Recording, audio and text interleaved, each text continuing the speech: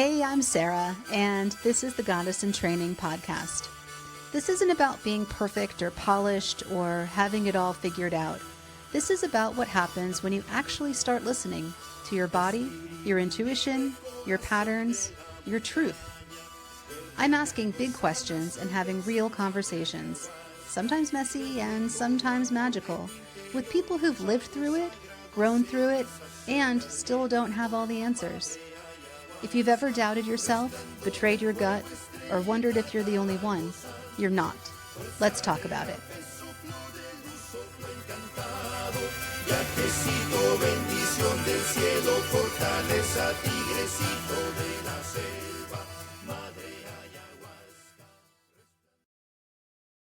Hi, welcome back to another episode of Goddess in Training. Today's conversation is one I've been genuinely excited to share because we're diving into a topic that is both deeply personal and deeply political: women's sexuality in midlife.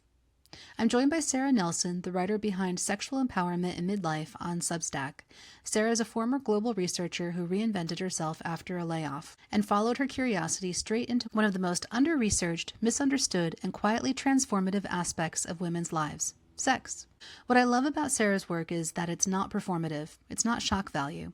It's research-backed, story-rich, and rooted in real conversations with real women navigating perimenopause, long-term relationships, open relationships, healing, agency, consent, jealousy, porn, transcendence, all of it.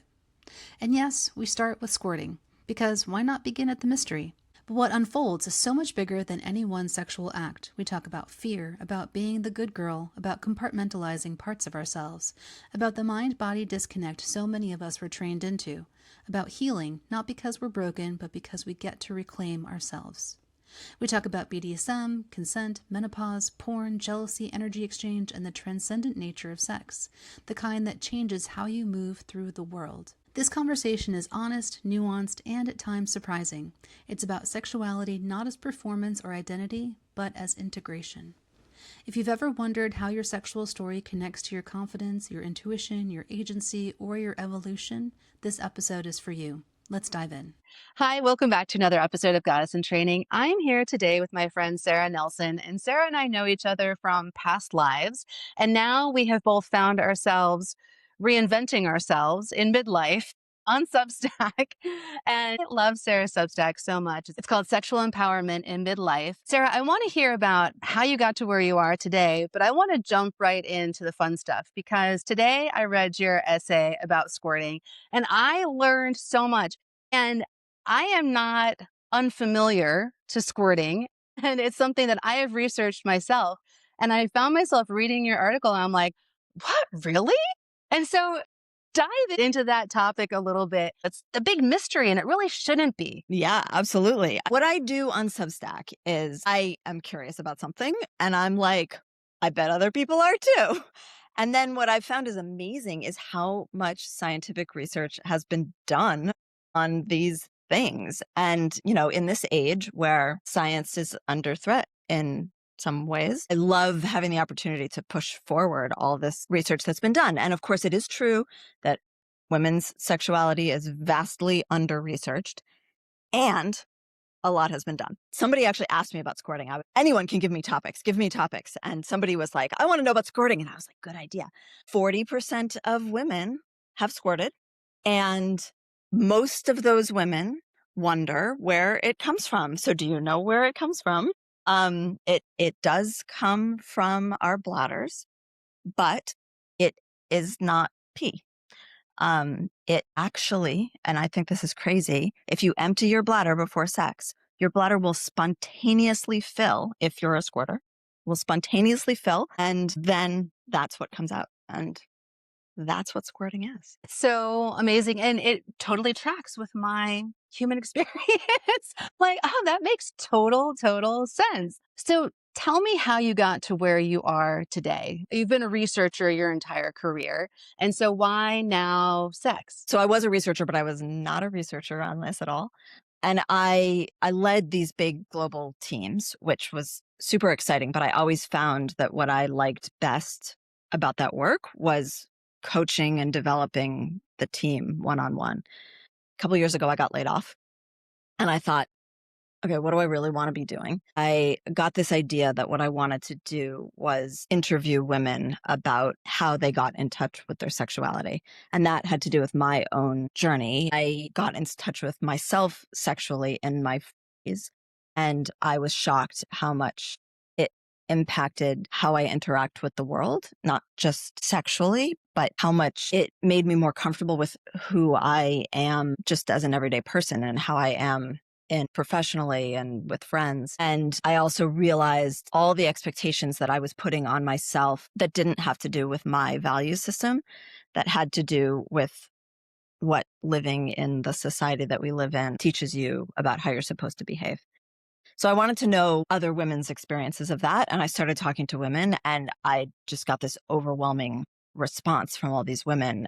And at the same time, I started digging into the scientific literature because I thought, I wonder whether anyone's researched these things that these women are talking about. And then I just found so much stuff that I thought, I need to share this. I need to do something with this. And so I have built this new career around writing and sharing this information, but also in coaching and helping people with their sex lives and their relationships. So, how did you start approaching women to have these interviews, and how many total interviews have you had? I focused on women who were kind of in this midlife period, going through perimenopause. So, women between the ages of 40 and 55. I interviewed more women than that, younger and older. But total in that age group, I interviewed about 50 plus, between 50 and 60.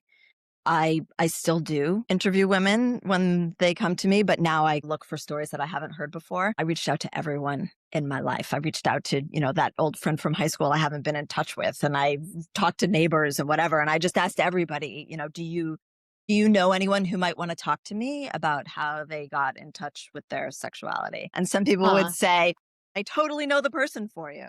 And sometimes I'd interview someone and they'd give me somebody else. And it just went like that. We're in this time period of great awakening, I think, where I am seeing women wanting to talk about sex more and feeling empowered to talk about sex more. And like you said about your own experience, realizing how connected sex is to who we are essentially as women. What kinds of through lines have you seen in the interviews that you've conducted? I mean, that's a huge one. It's this sort of like sex is part of who we are. And it's so drilled into us that it's something that you keep in a box in a bedroom and you close the door, that we don't think about the fact that these are actually parts of our body. And if we are mentally disconnected from them, we're not living life with our whole self. And it's not that I walk around throwing my sexuality into everybody's face, but when I feel totally connected to my body, I'm more relaxed, I'm happier, I'm more confident. And over, the women that I talked to had versions of that story, had some moment where they realized something, whether that's because they got out of a relationship or they got into a relationship or they had a desire to revive the relationship they were in, or they had no relationship and they wanted a better relationship with themselves. But that was the through line, is I got in touch with who I was sexually, and then I felt more confident at work, or I decided to make this change in my life that I hadn't wanted to make before. I was too scared. And one woman told me, and I love this, she said she felt as if her body was a puzzle and the pieces for her breasts and her vagina weren't there. And when she learned who she was sexually, she felt like those puzzle pieces went back in and she was a complete person. Wow. Wow. What struck me is what you said about being scared. And I think in so many of the stories that you tell on Substack and from the interviews with women is that there is this connection between our bodies and fear and sex. And so many women in midlife have this transformation where those puzzle pieces start fitting together and then the fear kind of dissolves in a lot of ways that then empowers us to be confident and do the things in all different parts of our lives. What role has fear played in your life? Never had any fear. Um, I was the good girl, right? I wanted to do the right thing. I also was very sexual from a very young age. And I very much compartmentalized that. I said, good girls don't have sex. They don't. Good girls have one partner, really. And you can have like a few more than that, but it should only be in the service of finding that one partner. So I was very afraid to break the mold. I didn't want to stand out in any way, but in my head, I was different from everybody else, and only I knew it. And I think that I held myself back from a lot of things that I wanted to do because they were going to put me on the spot, or they were going to make people make comments that I wasn't going to know how to respond to. They were going to make my mother upset, and then they were going to make my husband upset. Not that, anyone's going to come after me with a knife, but that I'd rock the boat, and I didn't want to rock the boat. Mm-hmm. And I think a lot of getting more in touch with myself and who I am has been about realizing that I have the strength inside me to handle those situations. They will. It's not like I was wrong that people would make comments or that these things would happen. What I was wrong about was that I couldn't handle it. So many of us have those exact same experiences. So, in what different ways have women had that aha moment? The women that you've spoken to, like, I think that it most likely runs the gamut. And for me personally, I don't think it was one specific moment. And I've never had any shame. Well, so I hesitate because I want to say that I've never had shame around sex, but definitely when I was young, I did. Because you know, like most families, we didn't talk about sex and it was just kind of a mystery. But very quickly, I've just kind of always been a like fuck it person. I'm gonna do what I want to do, and became very sexually free.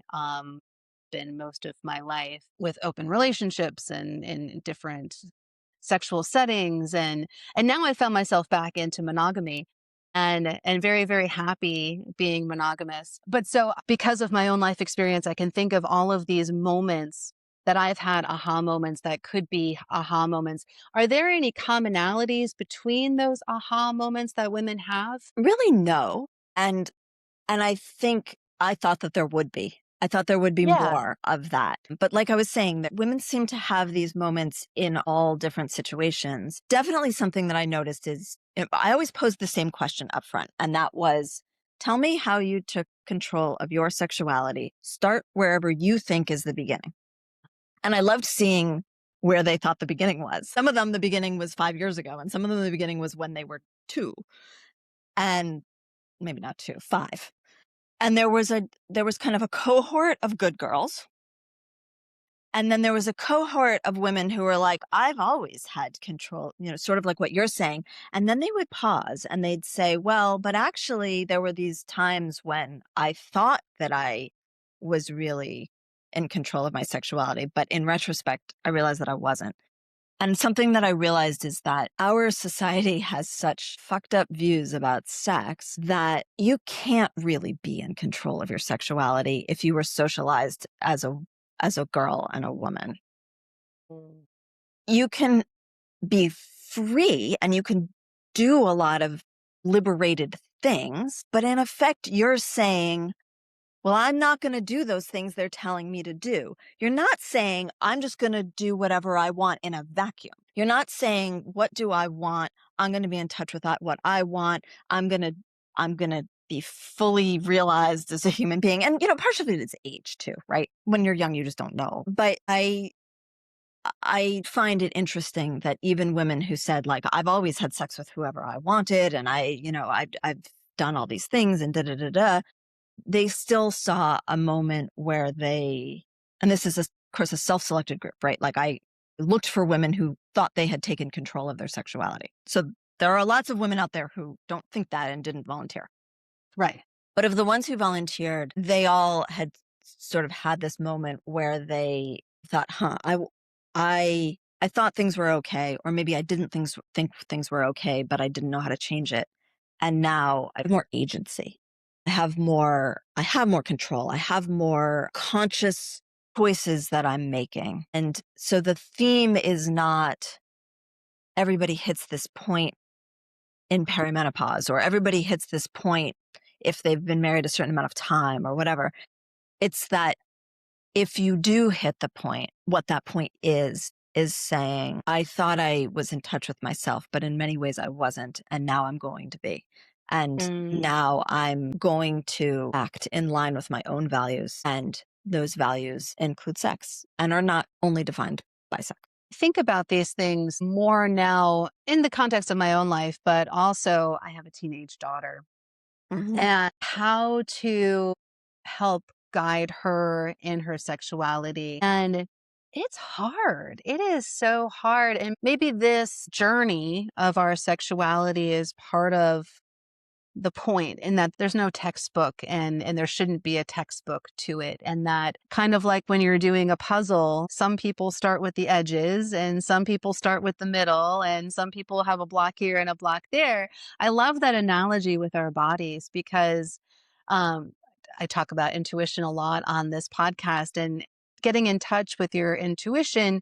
At the same time, you have to have that embodiment. You have to be able to feel things in your body. And sex is such a huge part of that. Have you heard women reflect or have you experienced yourself the mind body connection in relationship to sex and how that evolves? Yeah, it's so important. Sex is a bodily activity, and we are trained in life to be in our heads, to not be in our Right. And I mean, something I notice in myself is if I start to really get in my head, it's often because I'm trying to avoid a feeling in my body, a feeling that I don't like. If I start asking my partner lots and lots of questions, it's usually because I feel something in my body that I don't like and I want to avoid that feeling. So I'm going to get in my head and ask a lot of questions. As a coach, I'm trained in somatic techniques, which is, getting into your body, get out of your head, get into your body. And so my belief very much is that the more that you're in your head, the less you're going to be able to enjoy life because you're not interacting with everything from that place of yourself. A very strong theme in the interviews that I've done has been, it was the moment when I stopped overthinking that I was able to get in touch with what I really enjoy, what really gives me pleasure, with what my desires are. But that's an unlearning in itself from it's important to be intellectual. It's important to be smart. It's important to analyze things, go into therapy and talk your way out of your problems. And when we learn different obstacles and challenges to intimacy and to relationships and to sex, we usually don't learn them from a conversation we had. We usually learn them from actions in our body. And you can't unlearn what's in your body by talking your way out of it.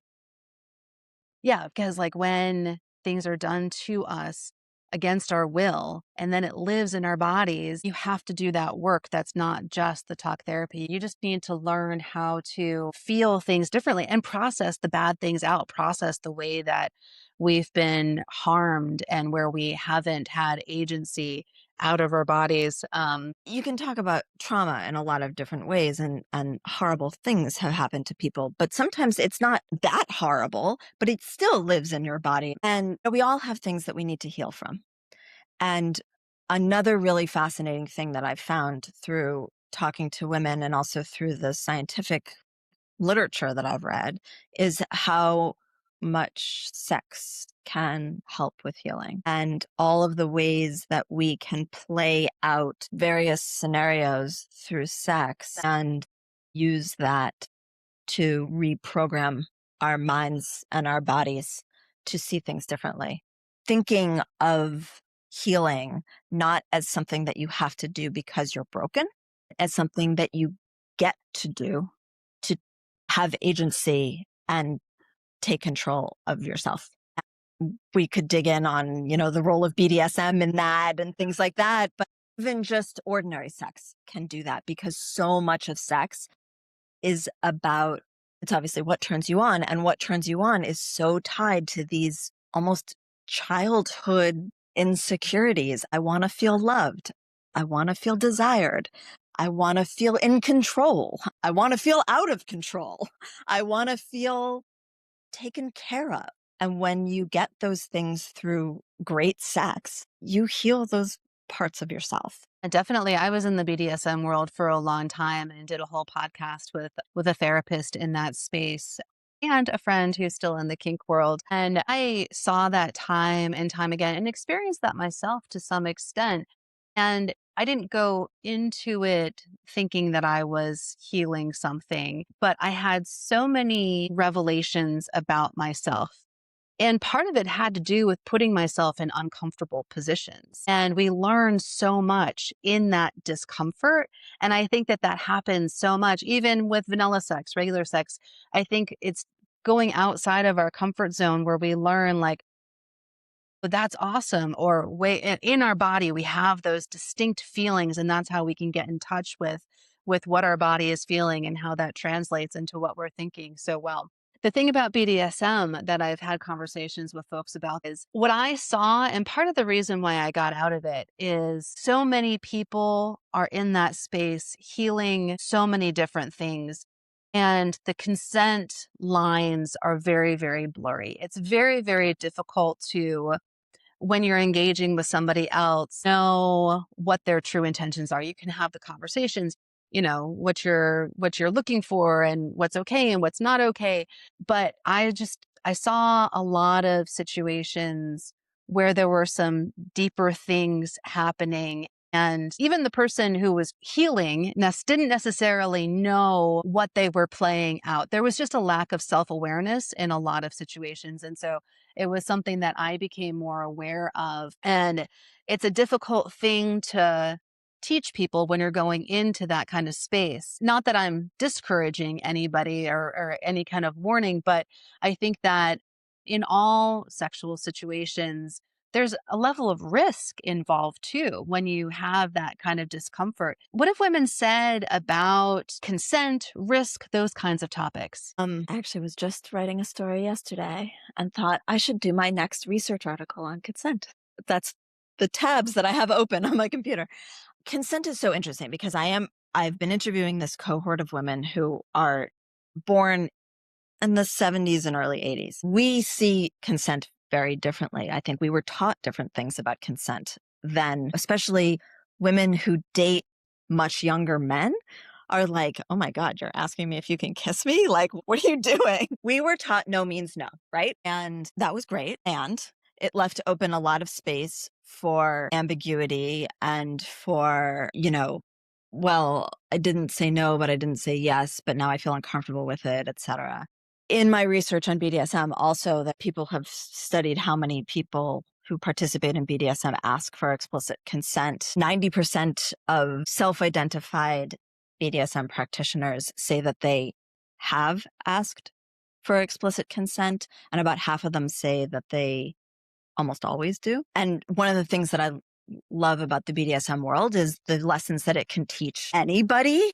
Like, that's a pretty good thing to think about any sex, not just Right. BDSM. Doesn't matter if Right. someone's going to whip you or if they're just going to put their penis in you. Like, Right. they should have Yes. consent. And another thing that I love is a woman that I talked to who told me that she was in an ultra religious setting, what she called a high demand religion. She was Mormon, and when she got out of it, she felt like she had no ability to speak up for herself. In fact, she'd been taught not to speak up for herself, and she learned to speak up for herself through BDSM by being forced to say upfront what she wanted and being forced to reflect on it afterwards and talk about it. And she actually became a BDSM teacher, and then she became a sex therapist. So consent runs through all of this. And I think it's also a lot of the healing of trauma. I talked to another woman. I haven't written up her story yet, but she was a victim of sexual trauma, and she healed it through being in an open relationship. And for her, it was that control aspect of, you're not going to tell me who I'm going to sleep with. You're not going to tell me what I can and can't do. That gave her the agency to heal from what had happened to her. And again, that theme of separating it from who she is, right? You don't have to be a sexual abuse victim for the rest of your life. That doesn't have to be who you are.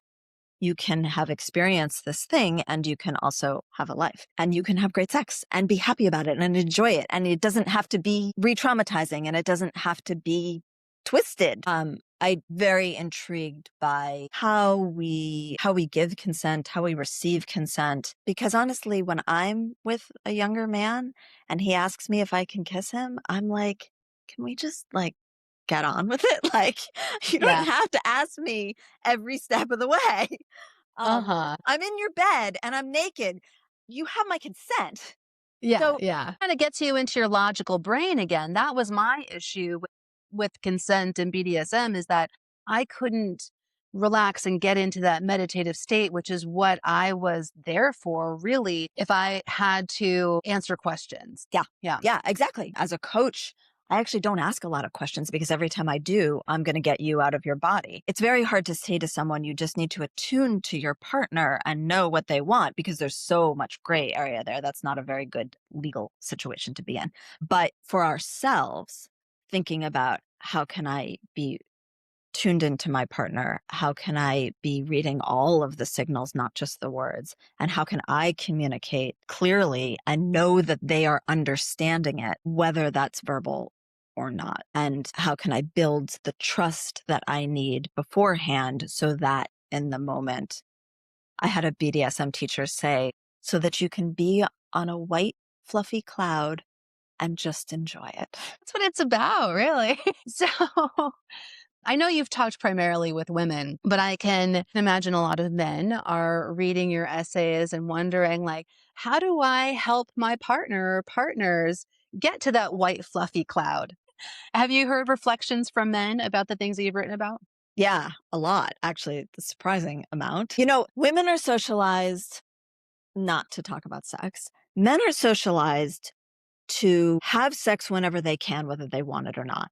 And so men are also very out of touch with what their desires are and what they truly want. And men are often put in a situation where they're expected to have sex and might not actually want it. And to shut down that part of themselves that might be saying that. And of course, to shut down all their emotions, which is a whole other thing that is thankfully one of the things women don't have to deal with, right? And I think that a lot of what I've written has really spoken to men in a parallel way. And I think some men just feel like they want validation for the caring that they have for the women that they're with and for their efforts to try to bring them pleasure and to try to get in touch with their partner's desires and how they can fulfill those things.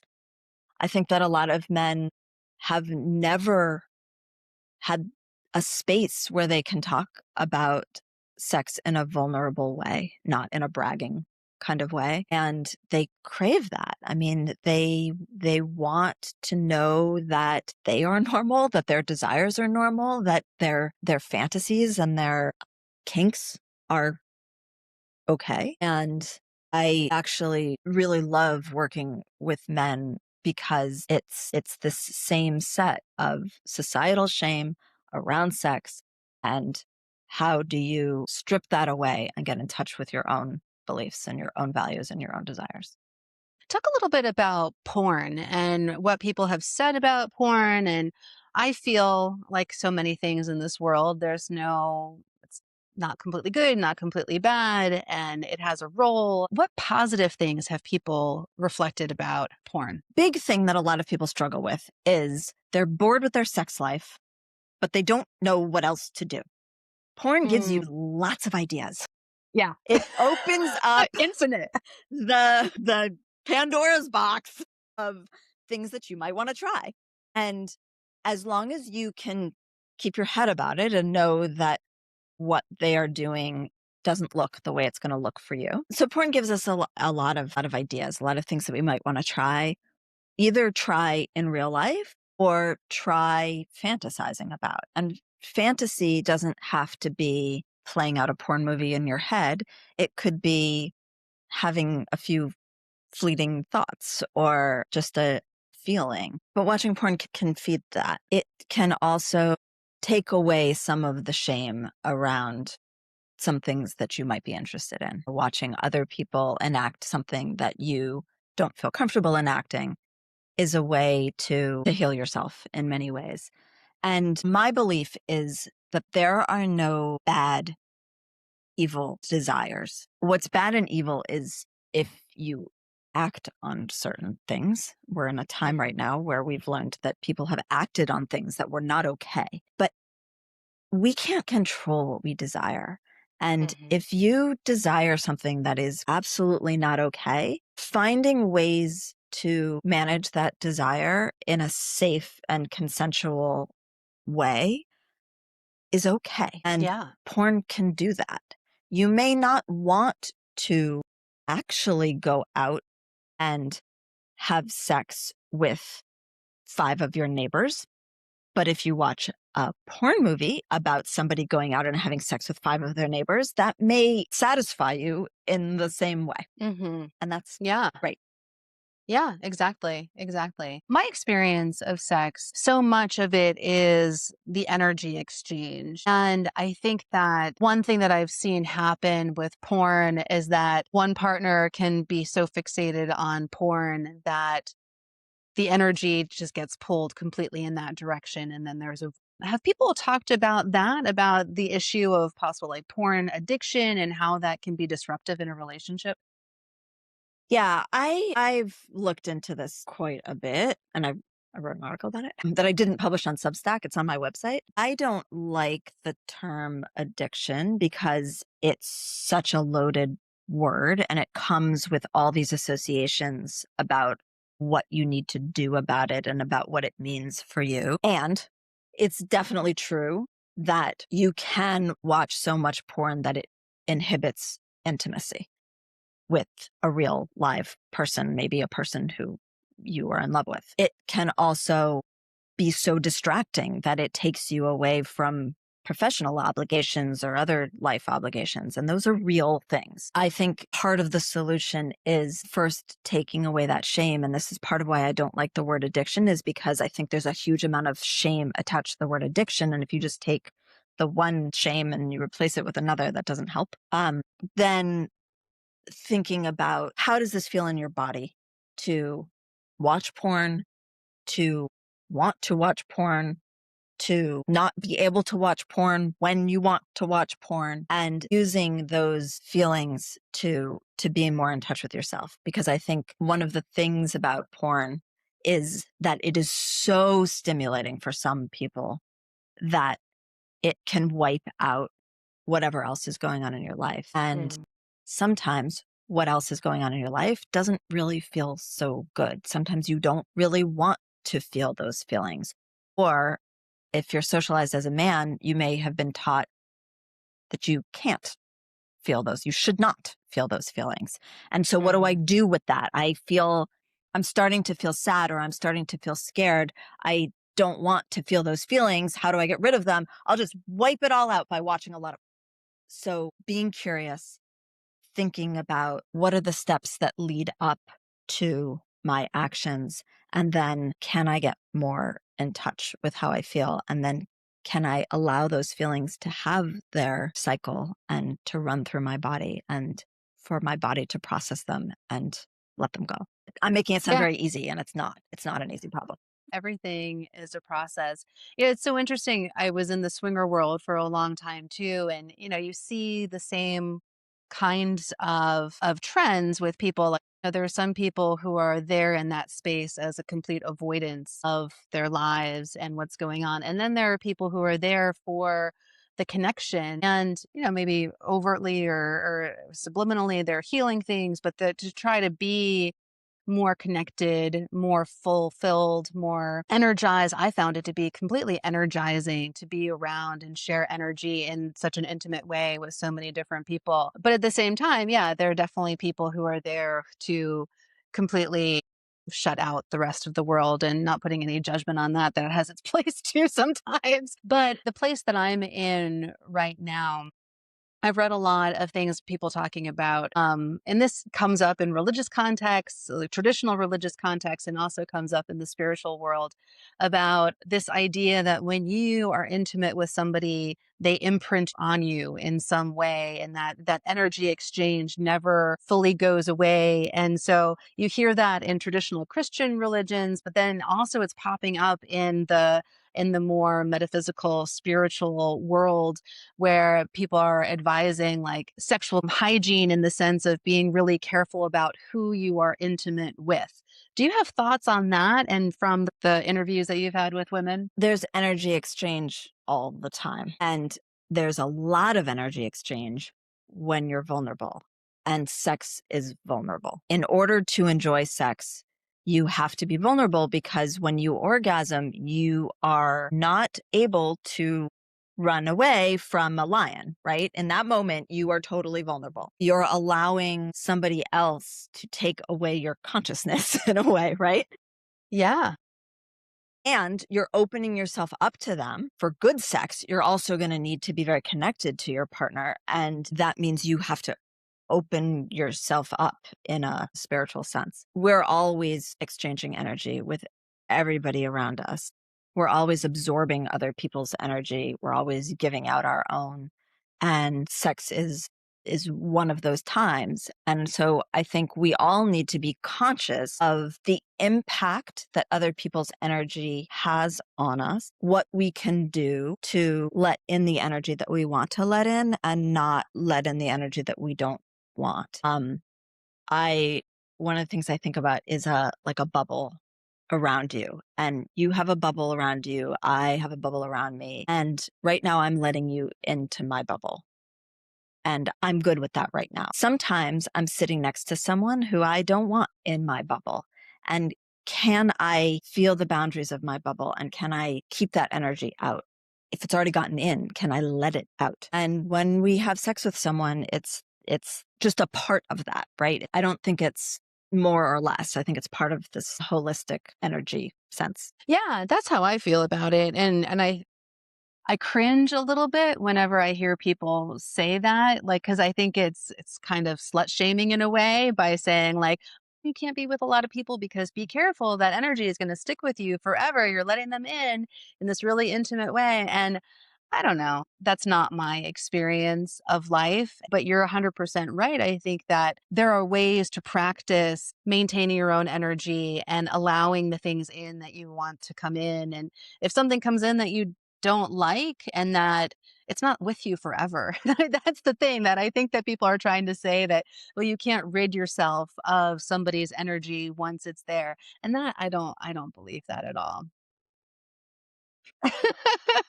Nothing's forever. I um, mean, nothing. Yeah, and I am all for people experimenting in whatever way they feel like experimenting in a consensual way. Like I said before, I'm now back to this place of monogamy, which I never thought I would be monogamous again because I was way far in the other direction. I like swinger cruises and I don't know, I did all the things. Awesome. That's why I'm like, everybody should go and experiment whatever feels right. Do those things. Life is short and you learn so much by exposing yourself again to discomfort and to intensity and to feeling people's energy in that way. You learn so much about yourself and about other people. But I'm now in this place where I feel like sex has become more sacred in a way. And I don't say that with any judgment either, but where I'm playing more with the transcendent nature of sex. And I feel like I'm able to be more open and get to a different kind of mental state by in the context of one partner. Have any women that you've talked to talked about the transcendent nature of sex?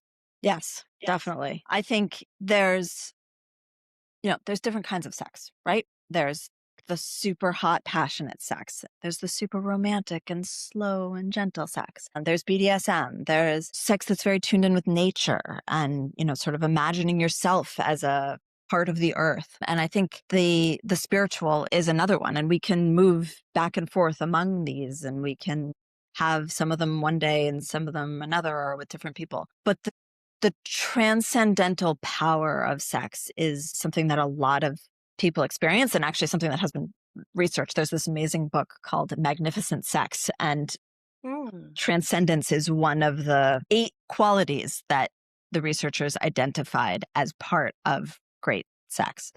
Taking you to another place, taking you to another level of consciousness, bringing you a connection with your partner that you weren't experiencing before. And it may only be in that moment. It may not last forever, but that feeling that like I didn't know I could feel this. And I heard that a lot from the women that I interviewed. This sort of like, I thought I was having great sex, or I thought that I had a great relationship, and then I was with so and so, and it was just different than I ever imagined. And a lot of times they can't articulate it. They don't know what to say about it. I can see it in them, and I can feel it from them, and they grasp at words. And I have been lucky enough to have that as well. It's an amazing feeling, and it is very addictive too. Like you're very much like, why would I want to be in a relationship that isn't like this? Although interestingly, I also talked to women who had been in relationships like that and were like, you know what? It wasn't the right relationship for me. And now I'm with a guy who like, it's just so, and that's just fine for me. There's no one trajectory, which I think is really interesting. And, your experience with going from being in an open relationship to monogamy, I have heard those stories as well. There isn't like a steady progression towards better that is always in this direction. It's just different at different times and for different people. Exactly. The journey for sure. So Sarah, thank you so much. And what's coming up next for you? What are you excited about I guess we're now in February, but the year is still blossoming. I'm excited to talk to more people. I'm excited to support more people in their journeys. I'm excited to write more about more things that I am curious about. You mentioned consent. That's on my list. I'll tell you this story. This woman was talking about menopause, and I'm sure you've heard this too, where she said when women enter menopause, they become invisible. And she said this with such seriousness. It has stuck with me. She really truly believed that when she hit menopause, she became completely invisible to men. And it just saddened me so much that people really believe this and feel that way. And my response to her was, I have been on swinger cruises and with 80-plus-year-old women, and they are not invisible. Let me tell you. I've definitely heard that. When I interviewed older women, they said it to me. And, I turned 50 this year, and I will let you know. But I do think, the fact that women don't get roles in Hollywood, the fact that their careers kind of max out at a younger age than men. So unfortunately, I do think there probably is some truth to it, and it doesn't have to define you. And there are ways to overcome it. And so much of it is a mindset, right? Oh, a topic that I think about all the time, and I forget that I haven't actually written that much about, is the biology of what happens during perimenopause and menopause that leads to positive things, that leads to things like saying, fuck it, I don't care anymore. That's actually a chemical change in your brain that makes your frontal cortex less connected to your amygdala. So you're less fight or flight, and you're more at peace with the world. That's amazing. I can't wait. Yeah, me too.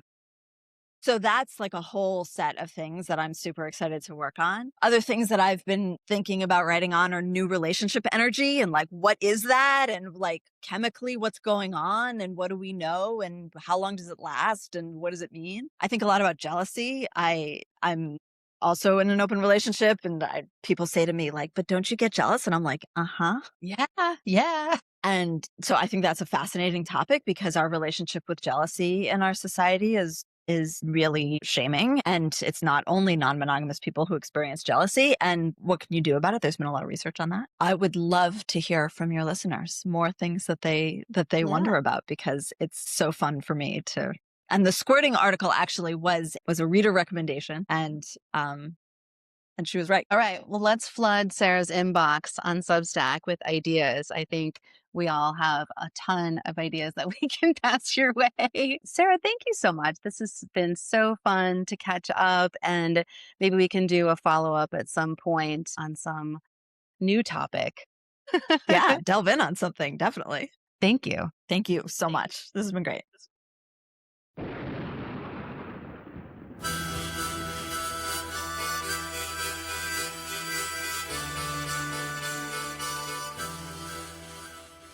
Thank you for tuning in to Goddess in Training. I hope something in this episode stirred your knowing or softened your heart. If it spoke to you, share it with someone who needs it, or leave a review or comment to help others find us. If you're watching on YouTube, please like this video and subscribe to the channel. If you want to hear more conversations like this, please consider supporting Goddess in Training on Patreon. For more tools and offerings to deepen your intuition practice, visit goddessintraining.online. You can also join the Scroll of Sashat on Substack for twice-weekly stories of how I followed my intuition. The music for Goddess in Training is Madre Ayahuasca by Arkawa, and you can find more of his music in the link to his website in the show notes. Remember, your intuition is not a mystery, it's a memory. Keep listening. Resplandor del fuego, estrellita, tabaco santo, fuerza de rapel, soplo de luz, soplo encantado, viajecito, bendición del cielo.